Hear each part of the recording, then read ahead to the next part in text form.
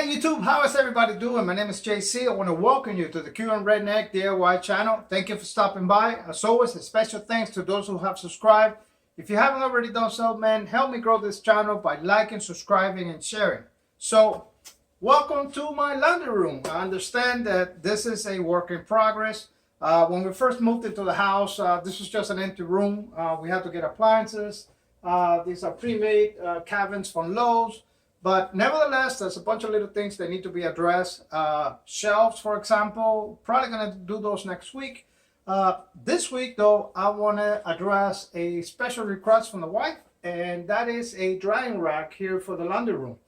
As you can tell, she's kind of taking an initiative on the project, but I think we can improve on that. So what do you say we go over to the garage and build ourselves a drying rack here for the laundry room?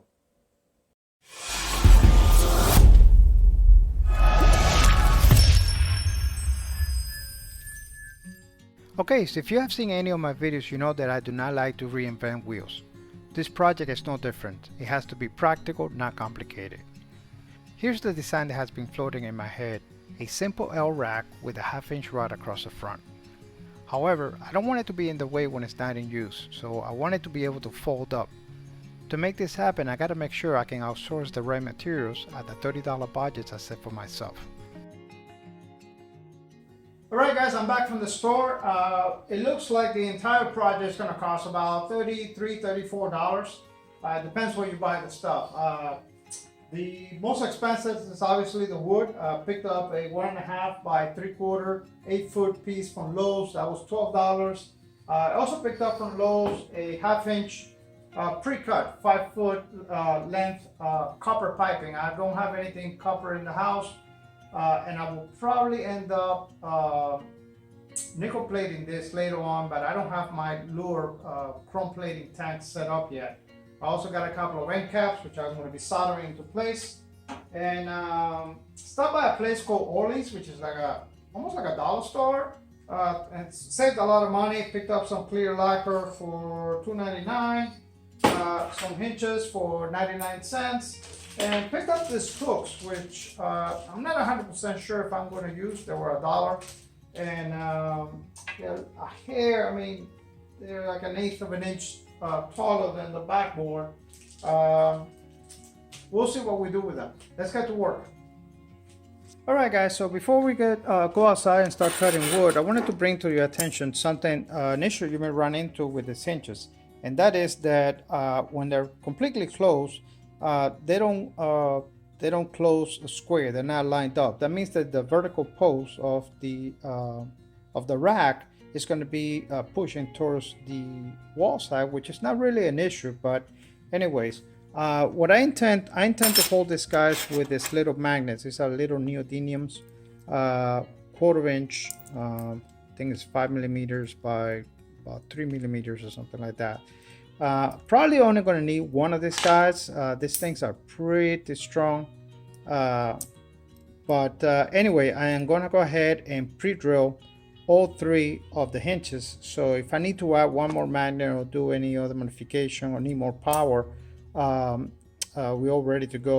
Also, I think that once I drill it and I recess that magnet into the wood, I will be able to adjust this thing so that when it's closed, it will be something like this, or square, whichever way. And with that said, let's go outside and start cutting some wood. The first piece we need to cut is the backboard or backplate. Because we're dealing with pre-cut stock in regards to the copper pipe, I'm not going to bother with the tape measure. I'm just going to mark the length of the pipe distance between the end cap minus 1/4 inch or so. I then set the miter saw to 45 degrees and miter both ends. After putting the saw back to 90 degrees, I cut both ends again, just a hair longer than the width of the backboard. These little pieces will serve as the rest stop for the arms. We need to cut the remaining piece into 3 equal lengths. Don't worry too much about the length or specifications. I mean, that is counting that you're starting with an 8-foot piece like I am, but nevertheless somewhere between 10.5 to 12 inches will be good. and that is because most hangers in the market are about 8 inches center to edge. With the 3 arms cut, I took them over to the workbench and marked a center line with the calipers.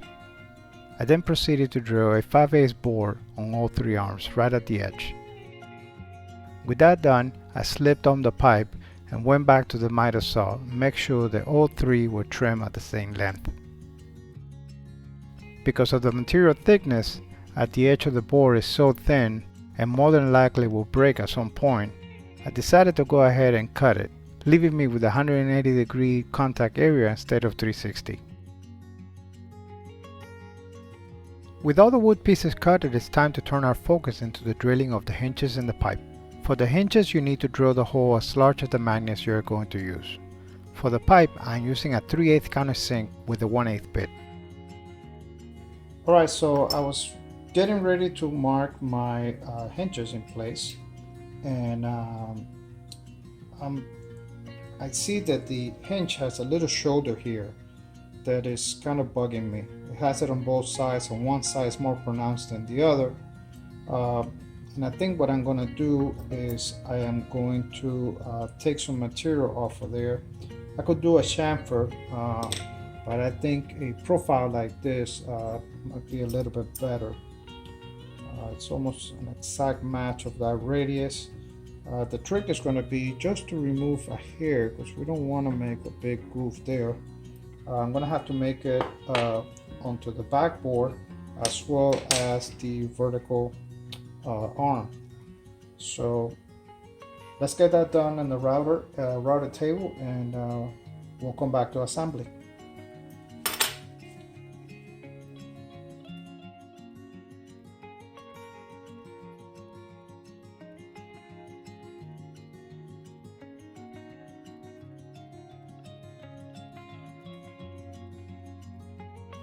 Alright guys, most of the pieces cut and ready to assemble.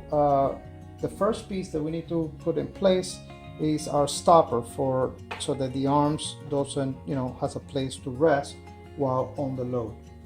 The issue with this is that they were cut, as you saw me, from the edges, and they're not, because of that and the way the grain is, that makes them very fragile to screwing anything through them.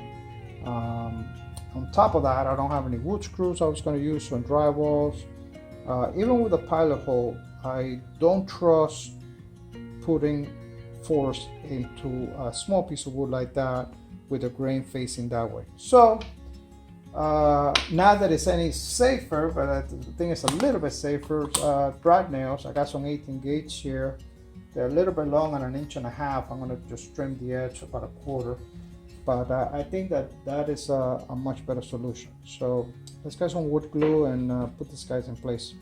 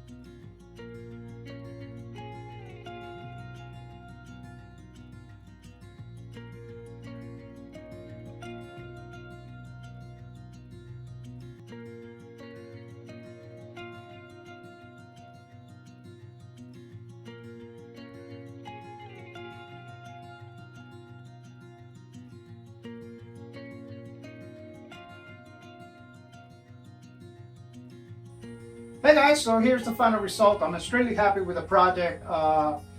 If I learned anything from it was that if you're gonna hang a very heavy stuff, I would probably recommend the backboard to be a little wider. Right now it's at 1.5, maybe 3, even 4 inches would be much better. We'll have a lot more leverage against the wall. But other than that, I'm extremely pleased. One magnet was sufficient to keep it up, really pleased with the project. I will check with the wife to see if she wants to put the 2 extra hooks, and if I do that, I am going to drill through and put plugs in the back just so we have a little bit more grip against the back wall. But other than that, I'm extremely pleased with the results, and this will definitely be very useful. I hope I was an inspiration, and I hope to have you as a subscriber. This is JC with the Cuban Redneck DIY channel. I'll see you on the next video. Please support this channel by subscribing, liking, and sharing. And don't forget to hit that notification bell. Thank you.